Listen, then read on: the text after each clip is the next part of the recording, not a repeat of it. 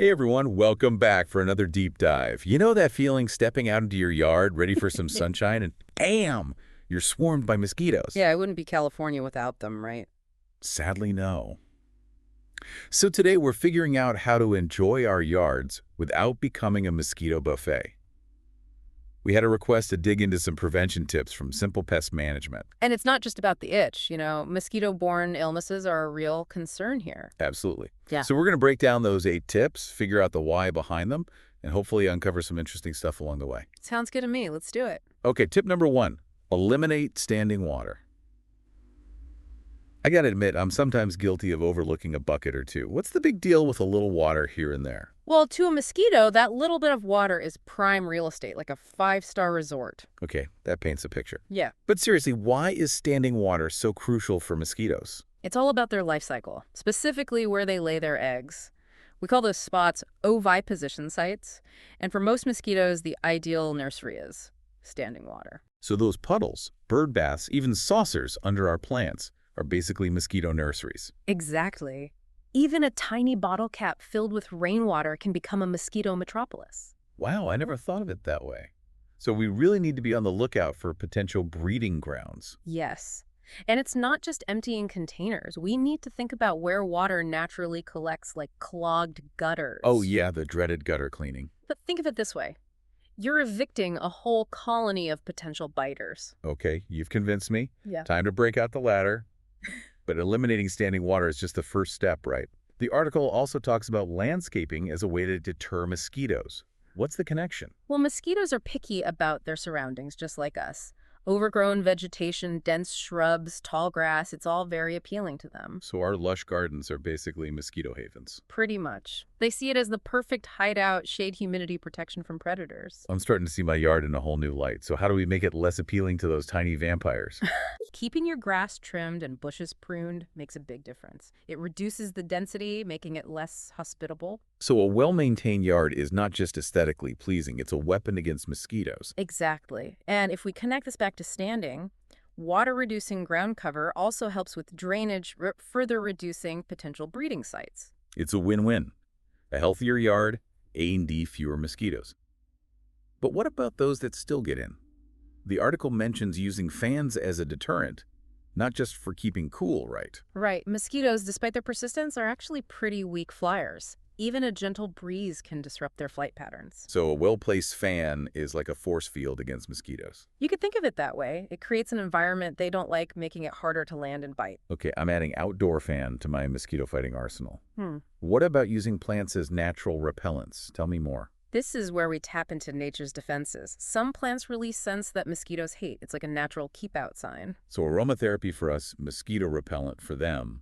What kind of plants are we talking about? Lavender, citronella, marigolds. They add beauty to your yard and help keep those insects away. I'm picturing a beautiful, fragrant garden that's also a mosquito-free zone. Are there other mosquito-repelling plants native to California that people might not know about?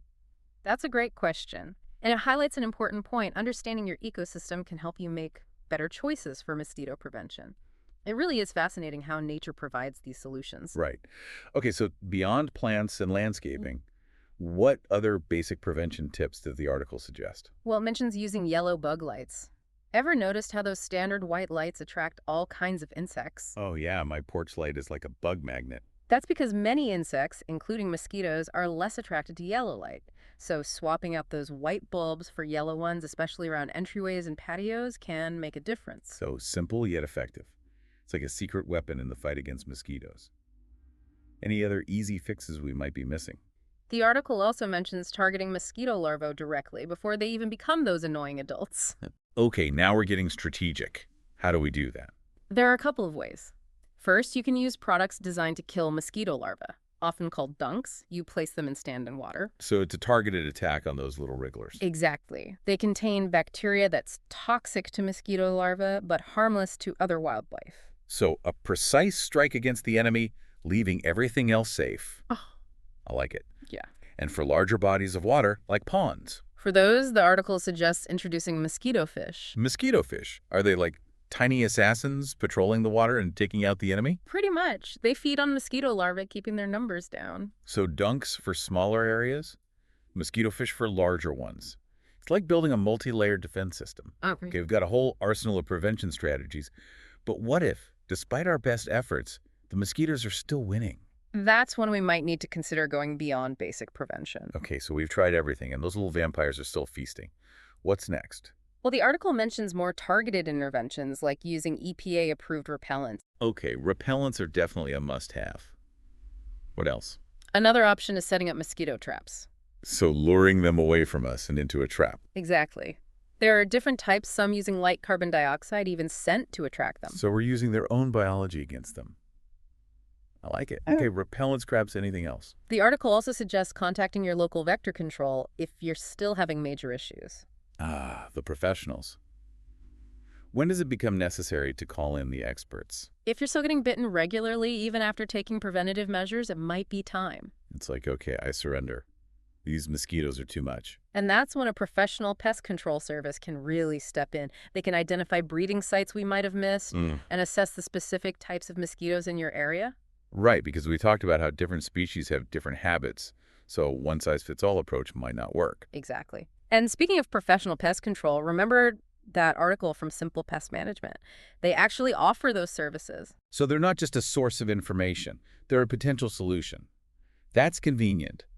But what do professionals actually do? Is it more than just spraying pesticides? Oh, absolutely. They have a more comprehensive approach. They might use larvicides to target larvae or set up sophisticated traps that attract and kill adult mosquitoes. So they're taking a multi-pronged approach, targeting different stages of the mosquito life cycle. Exactly. And they also take a more holistic approach, looking at the overall environment and identifying factors contributing to the mosquito population. So they're like mosquito detectives investigating the scene and coming up with a plan. Yeah, you could say that they're looking for clues, understanding mosquito behavior, and developing a strategy to address the situation. That's reassuring to know there are experts who can help. So let's recap. We've covered eliminating standing water landscaping fans lights and even targeting mosquito larvae. And we talked about those mosquito detectives, the professionals who can help with those really tough situations. Right. It's good to know we have options. And hey, even in California, we don't have to surrender our yards to mosquitoes. With a little effort, we can enjoy our outdoor spaces without being eaten alive. Absolutely. And the more we learn about mosquitoes, the better equipped we are to prevent those bites in the future. It's like we've moved from checkers to chess. I like that. By understanding their life cycle and weaknesses, we can outsmart those little bloodsuckers. So what's the takeaway for our listeners today? Take action. Even without calling in the pros, you can make a big difference. It's like a mosquito reconnaissance mission. Put on your detective hat and investigate your own yard. Exactly. Look for those breeding grounds, the standing water, overgrown vegetation, clogged gutters. Once you've identified the problem areas, you can get to work.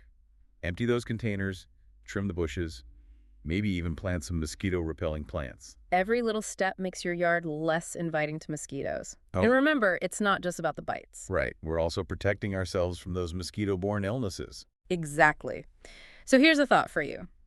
As we learn more about mosquitoes, how can we use that knowledge to create even better, more eco-friendly ways to prevent them? It's something to think about as you enjoy your, hopefully, mosquito-free yard. Thanks for joining us for another Deep Dive. We'll see you next time.